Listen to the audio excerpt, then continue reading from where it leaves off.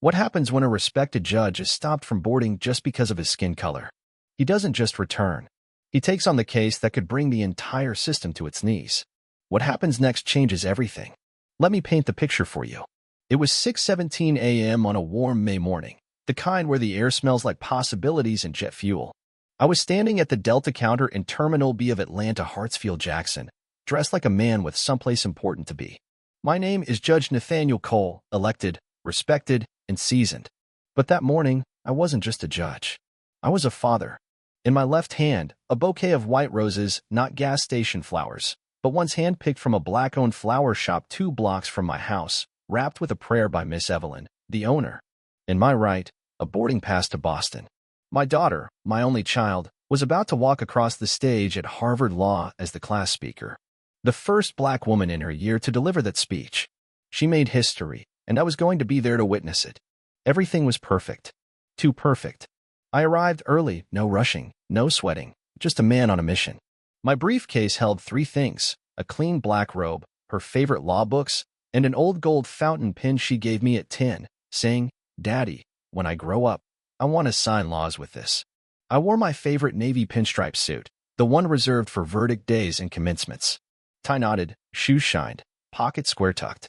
Even shaved my beard too close because this day had to be flawless. Then she showed up. She looked about 25, white, blonde, her hair tied back like it had somewhere better to be. Her name tag screamed Kayla. Her eyes met mine, and I knew right then I was about to become a problem. She stepped from behind the TSA counter, her gait sharp like a pencil snapping. "Sir, you can't bring that," she barked, pointing to the roses. I blinked. "Excuse me." "The bouquet," she clarified, her face contorting like I just tried to sneak plutonium through security. It could be a threat. I looked down at the bouquet, white petals, green ribbon, no wire, no foil, just flowers. I looked back up, confused, not angry. "Not yet. They're for my daughter's graduation." "Sir, they're not allowed past this point." Behind me, a man in flip-flops strolled through holding a full-sized teddy bear and a bottle of lotion. To my left, a woman with 6 helium balloons drifted past like a parade. But my flowers? A national threat, apparently. I asked, calmly, "Is there a place I can leave them?" She rolled her eyes. "That's not my problem. If you want to fly, get rid of them." So I did. I walked over to the nearest trash bin and placed the flowers inside, right next to an empty soda bottle and a crumpled Chick-fil-A bag. Then I stood there, staring at them.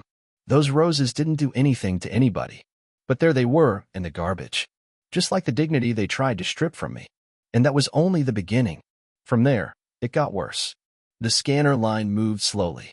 When it was finally my turn, I stepped forward, nodding at the TSA agent, a stocky man in his 30s named D. Randall, who had the kind of permanent scowl that said someone ruined his breakfast. "Any weapons or liquids?" "No, sir. Just books, a suit, and some reading glasses. Though I suppose if someone squints hard enough, those might look dangerous too." No response. He just gestured. "Unbutton your jacket. Raise your arms." I complied. Been a black man in America long enough to know that compliance is often your only armor. The metal detector stayed silent. No beeps. No flashes. Still, he waved me aside. Random inspection. It wasn't random. I know the dance. I've flown 100 times.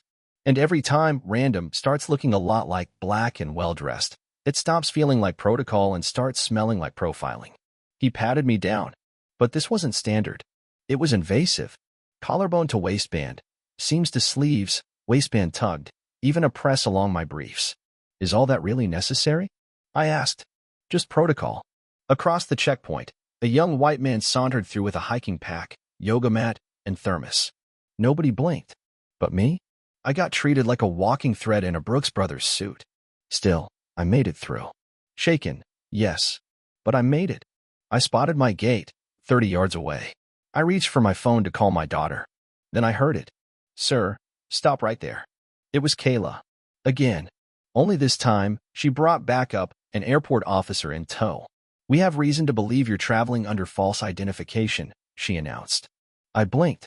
"Ma'am, I am Judge Nathaniel Cole of the Ninth Circuit Court. My ID is valid. My ticket is paid.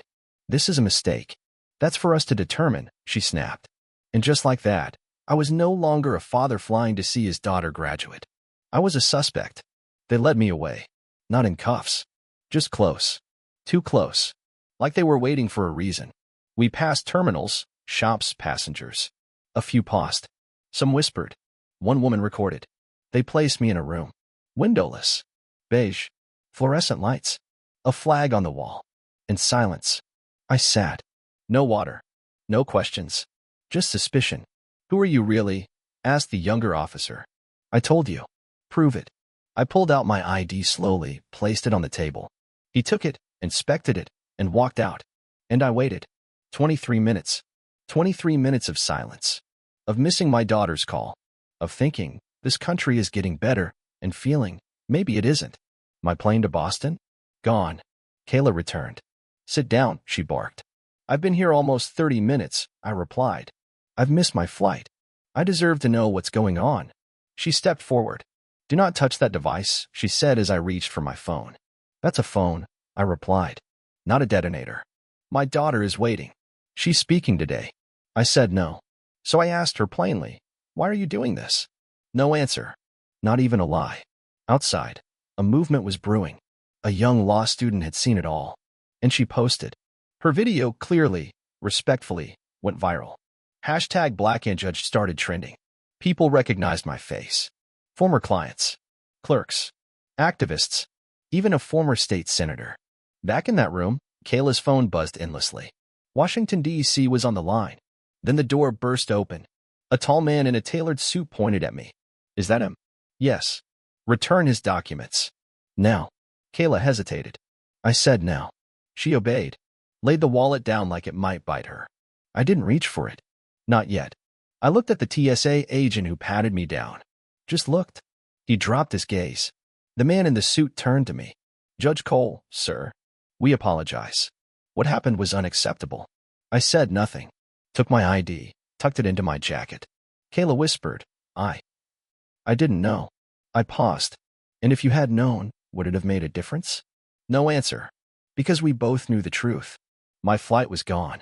So I filmed a video. My name is Judge Nathaniel Cole. I was profiled. Detained. Dismissed. And this is how I'm still being treated. I hit post. The world responded. Within hours, I was rebooked. Escorted. Given roses by a black flight attendant who said, tell her we see you. When I finally landed at Harvard, the ceremony had started. I walked in slowly. Found her in the crowd. She ran to me. You came. Of course, I whispered. I handed her the bouquet. These are for you. I almost missed it. But it was worth fighting for. She hugged me tighter than ever before. A week later, Kayla was dismissed. But it wasn't about her. It never was. It was about the system. A lawsuit followed. Federal. Class action. And who was appointed to oversee the hearings? Judge Nathaniel Cole. No irony. Just justice. And now, each morning in my chambers, I see the headline framed on my desk. Judge denied boarding because of his race, now presiding over the case that could change the system. Not a trophy. A reminder. Because justice didn't come early. Or easily. But it came. And it came through me. And now, I show up. Every day. Quiet. Resolved. Because this country is still watching. And I'm still delivering the verdicts it needs to hear.